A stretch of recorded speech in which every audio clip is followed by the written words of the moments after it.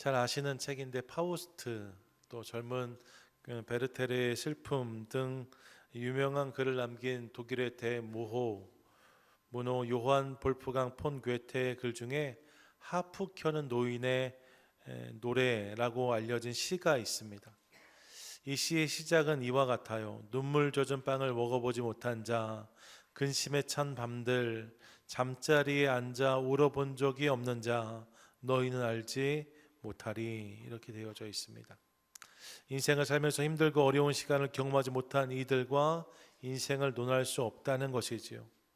눈물 젖은 빵을 먹어보지 못한 사람과 인생을 논하지 말라, 이런 말 많이 하는데 이 말이 여기서 기인했다라고 할 수 있습니다. 여러분 어떠세요? 눈물 젖은 빵을 좀 드셔보셨어요? 눈물 젖은 빵, 성경에 이와 비슷한 표현이 있다면 저는 그것이 바로 이 단어라고 생각하는데, 그것이 바로 무교병입니다. 오늘 함께 나누려는 절기가 무교절인데요, 성경은 이 절기를 이렇게 정의합니다. 6절 보니까 이달 15날은 여호와의 무교절이니 이래 동안 너희는 무교병을 먹을 것이요 라고 말합니다. 무교절이 어떤 절기인가? 무교병을 먹는 절기다, 이렇게 설명하고 있는 거예요. 그럼 여러분, 무교병이 무엇인가를 알아야 되죠. 무교병이 무엇입니까? 무교병이 한자로 보면 없을 무자에 누룩교자를 써요. 그리고 과자 혹은 떡 병자를 써서 누룩이 없는 빵, 이게 무교병입니다. 히브리어로 마차란 단어를 사용하는데 발효하지 않은 빵을 마차라고 불렀어요. 그러니까 이스트, 즉 누룩을 넣어서 부풀리지 않은 빵, 이게 무교병인 거죠. 그래서 NIV 성경에서도 보니까 본문을 이렇게 기록해 놓았는데 The Lord's Feast of Unleavened Bread, 이게 무교절입니다. The Lord's Feast of Unleavened Bread, 이게 무교절인데 이 무교절을 설명하면서 하반절에 보니까 For 7 days you must eat bread made without yeast라고 되어져 있어요. 7일 동안 이스트 없는, 효모, 누룩이 없는 빵을 먹어야 하는 날, 이것이 무교절이다라고 설명하고 있는 거지요. 이스트, 효모, 누룩은 반죽에 넣어서 발효를 돕는 것들입니다. 여러분 이스트 이렇게 넣어서 반죽해 보셨어요? 예, 저도 어렸을 때 저희 아버지가 아버지 젊으셨을 때 빵집에서 아르바이트 하셨던 경험이 있으셔서 시간이 아주 여유 있을 때는 뭐 1년에 한 번, 2년에 한 번 빵을 만들어 준 적이 있는데, 그때 이스트 구해 오셔서 이렇게 넣어서 반죽해서 이게 충분히 풀린 다음에 해주셨던 기억들이 있거든요. 그런 빵이 부드러워지고 맛있어지는 거죠. 반대로 효모를 넣지 않으면 어떻게 될까? 구글에 검색해 보았더니 빵이 부풀지 않고 딱딱해서 맛이 덜해진다라고 설명되어 있더라고요. 그래서 그렇게 만들어진 무교병이 이 사진인 거죠. 여러분 사진 보세요. 어때 보이세요? 전 맛있어 보여요. 사진 너무 잘 찍어놔서. 근데 사실 맛 없는 빵이 무교병인 거죠. 일부러 만들지 않으면 먹지 않는 빵. 그래서 사람들이 선호하지 않는 빵, 이것이 무교병이라고 할 수 있는데 이 빵을 먹는 절기가 무교절이었다는 거예요. 그러면 왜 맛없는 빵을 굳이 만들어 한 주간 먹었을까? 이유가 있죠. 출애굽기 12장 17절 보세요. 이렇게 말씀하는데 같이 한번 읽습니다. 시작. 너희는 무교절을 지키라. 이날에 내가 너희 군대를 애굽 땅에서 인도하여 내었음이니라. 아멘. 무교절을 지키라 말씀하시면서 뭐라고 말씀하세요? 이날에 내가 너희 군대를, 너희 백성을, 너희들을 애굽 땅에서 인도하여 내었기 때문이다라고 말씀하십니다. 이스라엘 백성들이 출애굽을 경험하게 되었는데 이것이 무교병과 관계가 있다는 거예요. 어떤 관계가 있는가? 이어지는 본문의 33절과 34절 보시면 이렇게 말씀하는데요. 애굽 사람들은 말하기를 우리가 다 죽은 자가 되도다 하고 그 백성을 재촉하여 그 땅에 속히 내보내려고 하므로 그 백성이 발교되지 못한 반죽 담은 그릇을 옷에 싸서 어깨에 매니라라고 말씀하고 있습니다. 이 무교절기가 출애굽하고 나서 경험하는 날들이었는데 그날 무교병을 먹었다는 거죠. 왜 무교병을 먹었는가? 본문을 보니까 이스라엘 백성들이 출애굽할 때 이 무교병을 가지고 나왔기 때문에 그렇습니다. 이스라엘 백성들에게 출애굽은 너무나 갑작스러운 사건이었거든요. 10개의 재앙에도 꿈쩍하지 않던 바로가 10번째 재앙을 만나고 나서 심경의 변화가 일어났고 이로 말미암아 온 이스라엘 백성들의 출애굽을 허락합니다. 이로 인해 모든 이스라엘 백성들이 아무 준비 없이 급하게 애굽을 떠나야만 했어요. 당연히 반죽을 충분히 불릴 시간적 여유도 없었지요. 그래서 출애굽한 직후에 저들이 먹은 빵이 부풀리지 못한 빵, 누룩을 넣지 않은 빵, 무교병이었다는 거예요. 그래서 이 무교병을 먹으면서 출애굽의 은혜를 기억했다라고 말씀드릴 수 있는 거죠. 무교병을 먹으며 하나님의 은혜를 기억하는 절기, 그게 무교절이랍니다. 이런 이해를 가지고 오늘 무교절을 통해서 하나님 우리가 주신 말씀들, 메시지 몇 가지를 함께 나누고 싶습니다. 먼저 여러분, 1차적으로 무교병은 고생과 수고를 상징하거든요. 눈물 젖은 빵 같은 거니까 말입니다. 그래서 무교절은 이를 추억함으로 하나님께 감사하는 절기인 것을 깨닫습니다. 같이 한번 고백하겠습니다. 시작. 고생을 추억하면 감사할 수 있습니다. 고생을 추억하면 감사할 수 있다는 거예요. 가끔 성도님들 가정에 신방을 가면 이 리빙룸에 자녀 혹은 손주의 상장, 트로피, 메달 같은 것들을 장식해 놓으신 경우들을 볼 때가 있습니다. 승리, 영광, 성공의 기억들이죠. 우리 아이들이 이런 걸 잘했어요, 기특해요, 이런 말씀들을 하시는 거예요. 그런 승리와 영광을 기억하는 건 물론 중요합니다. 그런데 오늘 무교절은 이 무교절을 통해 하나님은 그것만큼이나 고생과 수고의 자리를 잊지 않는 것도 중요하다라고 말씀하세요. 말씀드렸지만 무교병은 맛없고 딱딱한 빵이라고 했습니다. 갑작스럽게 출애굽하게 되면서 그들이 먹을 수밖에 없었던 빵이 무교병이었고, 그렇게 이 무교병은 그들 가운데 고생과 수고를 의미한다고 할 수도 있어요. 아무 준비 없이 나왔으니까 무교병을 먹은 거죠. 그런 시간들이 있었답니다. 그런데 여러분, 기억해야 될 것은 맛없는 빵이었지만, 딱딱한 빵이었지만 그 시간이 그들 가운데 은혜로 주어졌다는 거예요. 출애굽했기 때문에, 은혜로 주님께서 애굽에서 그들을 구출하셨기 때문에 먹을 수 있는 빵이 또한 무교병이었고, 이후에 지금까지 은혜로 살고 있기 때문에 이 무교병이 그날을 추억할 수 있는 매개가 되었다는 거죠. 그래서 하나님은 무교병을 먹음으로 출애굽의 은혜를 기억하라고 하십니다. 영어로 무교절이 The Lord's Feast of Unleavened Bread라고 말씀드렸잖아요. 이 단어가 좀 재밌습니다. 뒤에는 Unleavened Bread, 이게 발효하지 않은 빵, 딱딱하고 맛없는 빵이란 단어이고, 앞엔 The Lord's Feast라고 되어져 있어요. 잔치, 축제를 의미하는 단어 아닙니까? 맛없는 빵이란 단어와 잔치란 단어가 연결되고 있는 것이 이채롭지요. 예, 하나님 안에서는 무교병을 통해서도 축제를 할 수 있다는 사실을 깨닫습니다. 이것이 무교절에 담아두신 하나님의 뜻이라고 할 수 있어요. 그런 맥락에서 어려운 시절을 기억하고 어려운 시절을 추억하는 것이 중요하다는 사실을 깨닫습니다. 그래야 은혜를 알고 감사를 고백할 수 있는 거죠.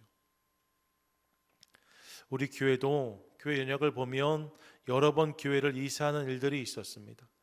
사무총회 때만 연약을 보는데 제 연약 나오면 꼭 다시 한번 읽어보고 하거든요.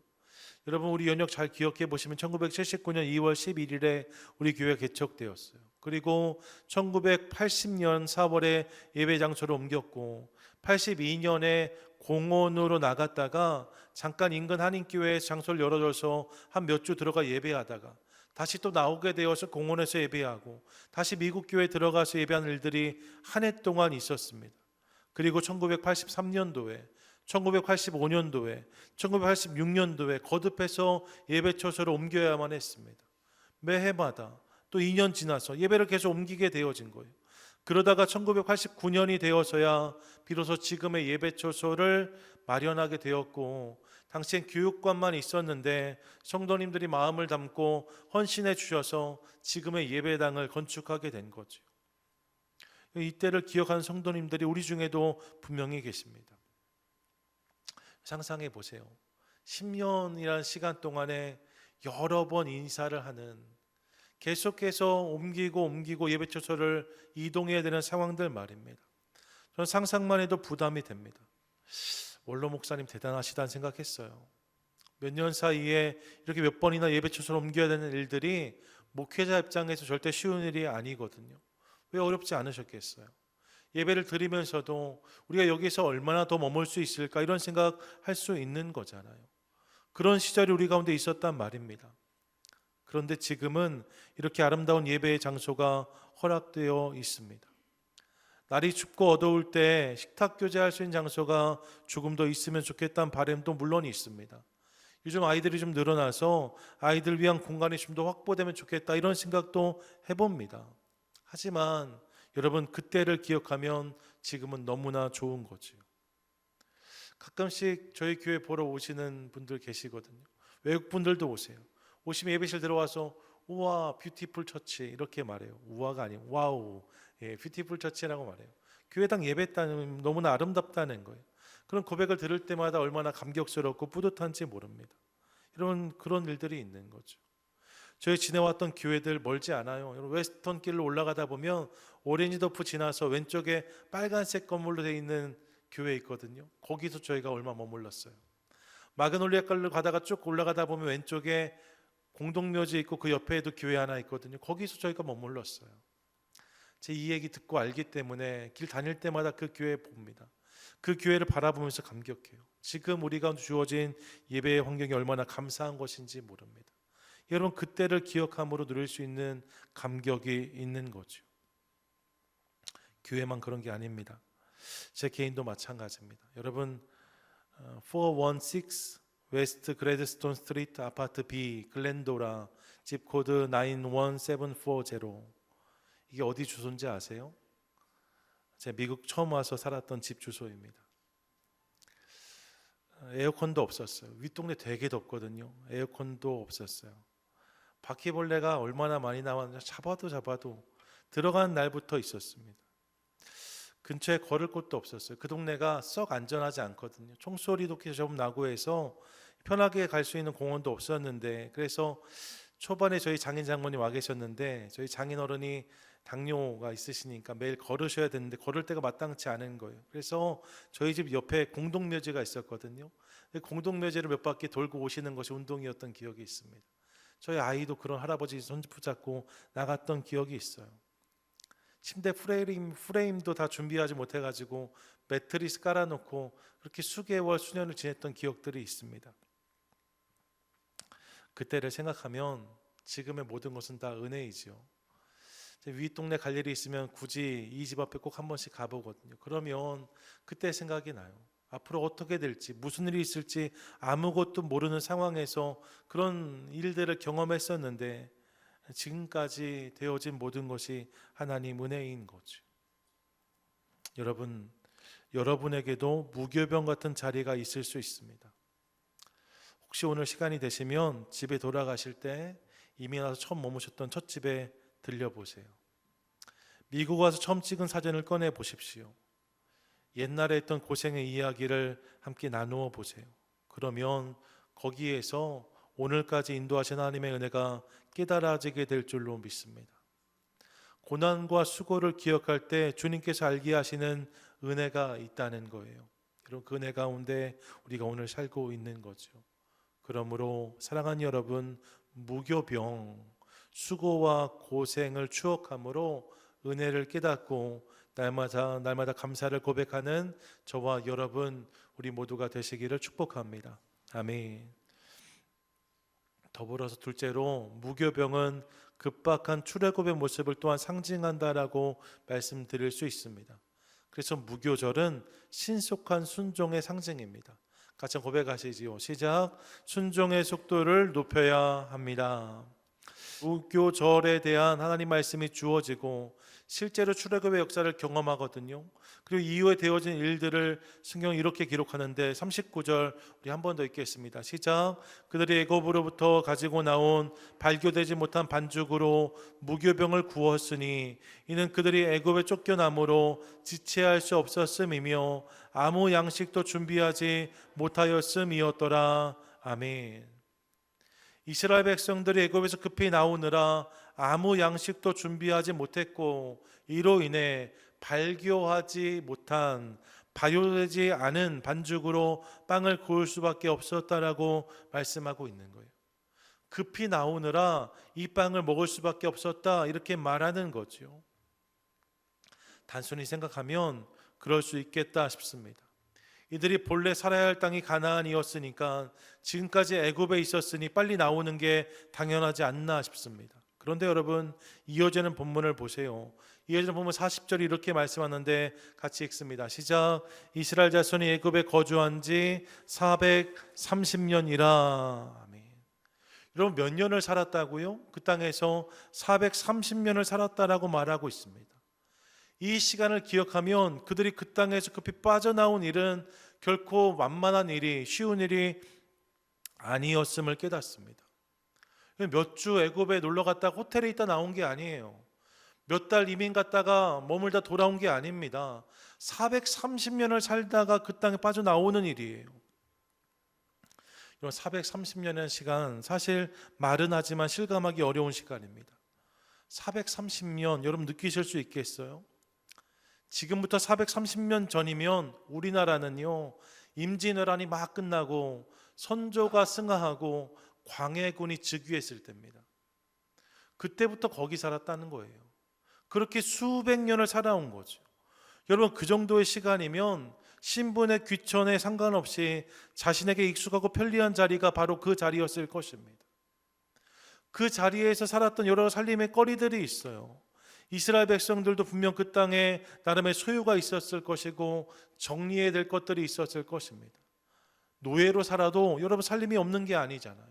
저희 대청소하는데 옆에 있는 창고 조그만 창고 하나 열었는데도 물건이 쏟아져 나와서 뭐가 이렇게 많나 했거든요. 그런 거 아닙니까? 이런 노예라고 살림 없는 거 아니잖아요. 정리할 게 얼마든지 있었을 수 있다는 말입니다. 하지만 하나님의 음성은 갑작스럽게 임했어요. 이로 말미암아 그들이 급하게 애굽을 떠날 수밖에 없었다는 거죠. 그리고 이런 그들의 순종이 얼마나 신속했던지 아무런 양식을 준비하지 못할 만큼 그들의 순종은 빠른 것이었다라고 성경이 말씀하고 있는 거예요. 그래서 2년 전 소천하신 리디머 교회 팀 켈러 목사님은 무교절은 신속한 순종의 상징이라고 설명했습니다. 전 이 말에 동의해요. 무교병을 먹는 그들의 모습은 신속한 순종의 결과였다는 거예요. 여러분 그런 그들의 모습을 보면서 이제 하나님의 부르심에 반응하고 있는 우리의 속도를 생각해 보고 싶습니다. 여러분은 어느 정도의 속도로 하나님께 반응하고 계십니까?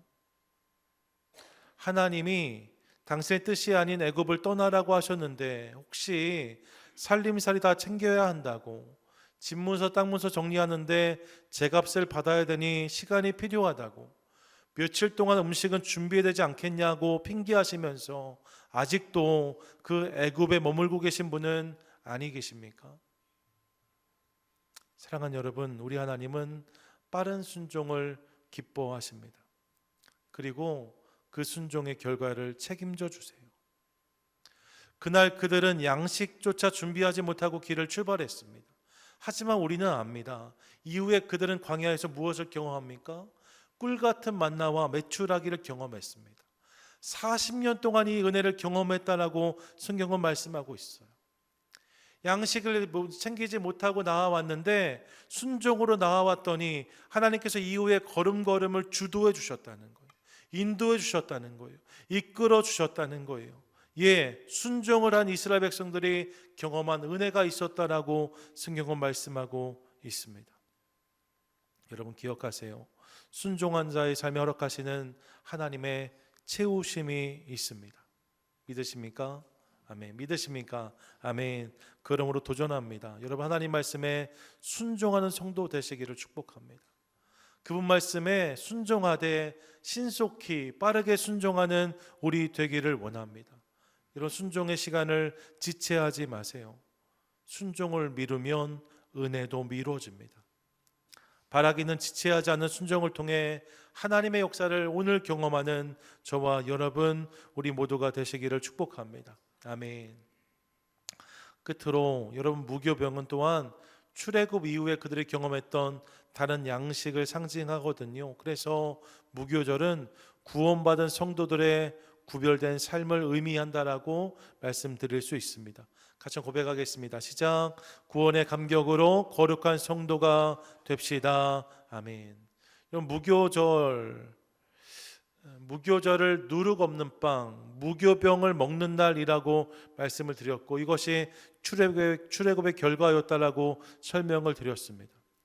출애굽을 통해서 이전과 다른 빵, 즉 누룩이 없는 빵을 먹게 된 거지요. 여러분 이 무교병을 설명할 때 급히 나오느라 먹은 것도 맞고 고생의 결과였던 것도 맞아요. 그런데 성경을 가만히 보면요, 하나님은 출애굽 이전에 이미 이것을 요구했다는 사실을 우리가 확인합니다. 출애굽기 12장 15절인데 이렇게 말씀해요. 너희는 이래 동안 무교병을 먹을지니, 아직 먹은 게 아니에요. 아직 6월 출애굽한 것이 아닙니다. 그런데 너희는 이래 동안 무교병을 먹을지니 그 첫날의 누룩을 너희 집에서 제하라.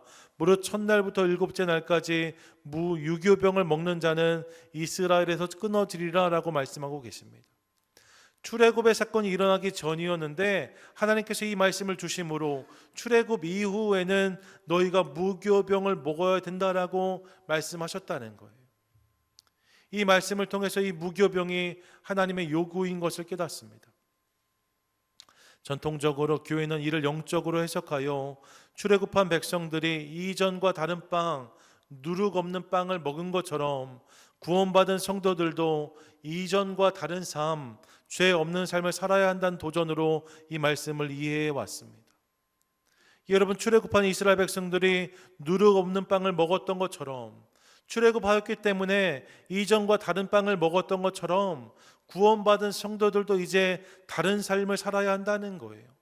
누룩이 없는 것처럼 죄 없는 삶, 죄를 멀리하는 삶, 죄를 거절하는 삶, 거룩하고 성결한 삶을 추구해야 된다라고 말씀하고 있는 거죠. 그런 맥락에서 전 저와 여러분의 삶이 그런 것 될 수 있기를 간절히 소망합니다. 아멘. 이런 구원은 신앙의 결승점이 아니라 출발점입니다. 신앙을 통해서 구원받는 게 물론 중요하지만 구원받았다면 이제 구원받은 성도로 사는 것은 더욱 중요합니다. 구원을 통해서 우리 안에 세상과 구별된 성결한 삶이 시작되어야 한다라고 주님 말씀하고 계신 거죠. 우리 안에 반복되고 있는 죄가 있다면, 끊어지지 않는 죄의 습관이 있다면 여러분 성령 하나님을 의지하여 이를 끊어내는 저와 여러분 될 수 있기를 간절히 소망합니다. 구원받았기 때문에 이전과 이후의 삶이 비포와 애프터가 달라야만 한다는 거예요. 그래야 여러분 우리의 오늘이 진정한 무교절이 되게 될 줄로 믿습니다. 1950, 60년대 뉴욕 브루클린에서 활동했던 마우마우라는 갱단이 있습니다. 푸에르토리코 출신의 이민자 중심의 갱단이었는데 절도, 강도, 폭행 등 악명이 높았어요. 거리에서 만나기를 가장 꺼려하는 갱단과의 전쟁을 주도하는 갱단 마우마우였습니다. 이 마우마우를 이끌던 리더가 니키 크루즈라는 사람이에요. 이 니키 크루즈라는 사람은 너무 잔혹하고 예측 불가여서 갱단 안에서도, 거친 사람들이 모여있는 갱 안에서도 그는 공포의 존재였다라고 알려집니다. 그런데 당시 복음 전도자였던 데이빗 윌커슨이 그를 찾아가요. 총을 들이대고 협박하는데도 불구하고 당신이 꼭 예수를 믿어야 된다고, 당신이 꼭 복음을 들어야 된다라고 그에게 복음을 전합니다. 이 만남이 수차례 이어졌고 이를 통해 결과적으로 니키 크루즈는 마우마우를 떠나요. 그리고 갱단의 생활을 청산하고 이후에 전 세계를 돌면서 자신이 만난 예수, 자신이 경험한 복음을 증거하는 복음 전도자의 삶을 지금까지 살아내고 있습니다. 니키 크루즈, 여러분 검색하시면 이분의 간증이 지금 유튜브에 수도 없이 많이 있습니다. 예수를 만나기 전과 만난 뒤의 삶이 완전히 달라졌다는 거예요. 이전과 이후의 삶이 완전히 변하게 되었다는 거예요. 모든 사람이 꺼리던 갱이 이제는 모든 사람이 좋아하는 복음 전도자의 삶을 살아내고 있는 모습을 확인하게 되어지는 거죠. 전 이것이 우리의 이야기 될 수 있기를 간절히 소망합니다. 특별히 예수님 말씀을 기억하세요. 누가복음 12장 1절에 이렇게 말씀하는데 같이 읽겠습니다. 시작. 그동안에 무리 수만 명이 모여 서로 밟힐 만큼 되었더니 예수께서 먼저 제자들에게 말씀하여 이르시되 바리새인들의 누룩 곧 외식을 주의하라. 아멘. 이 말씀을 통해 예수님은 누룩을 외식으로 정의하십니다. 누룩을 제하라는 것이 외식을 주의하라는 말씀으로도 이해할 수 있다는 거예요. 누룩이 어떤 일을 하는데요? 누룩은 실상은 그렇지 않은데 부풀려서 더 그런 것처럼 보이게 하는 게 누룩이잖아요. 근데 예수님 이것을 주의하라고 말씀하십니다.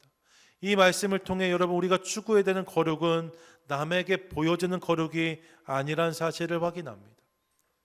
하나님 우리 가운데 거룩한 삶을 원하시는데 그분이 원하시는 거룩은 어떤 것인가? 그분과 나 사이에 경험되어지는, 그분과 나 사이에 확인되어지는 거룩이에요. 다른 사람이 당신 참 거룩해 보입니다, 이것을 말하는 것이 아니고 하나님과 나와의 관계 사이에서 내가 그분을 누리고 그분이 나의 삶을 보신다는 이 관점 안에 하루하루를 살아가는 모습, 코람데오의 결단, 이것이 주님이 원하시는 거룩이라는 거죠. 전 저와 여러분의 삶 가운데 바로 이 거룩이 자리하게 되기를 간절히 소망합니다. 예수 그리스도의 십자가 그 은혜로 우리는 구원받았습니다. 믿으십니까? 아멘. 믿으십니까? 아멘. 그렇다면 여러분 그 은혜, 그 구원이 내 삶에 임했다면 이스라엘 백성들이 출애굽 이후에 다른 빵을 먹었던 것처럼 이제 우리 안에도 다른 삶이 시작되어야 한다라고 성경은 말씀하고 있습니다. 죄를 멀리하고 누룩을 제한 삶이 있어야 한다는 거예요. 바라기는 이를 기억하며 그렇게 날마다 성결과 거룩을 추구함으로 우리의 삶이 주님 기뻐 받으시는 거룩한 산제사가 되기를 원하고 이를 통해 날마다 매일매일을 하나님의 은혜로 살아가는 거룩한 주의 백성 저와 여러분 우리 모두가 되시기를 주님의 이름으로 간절히 축원드립니다.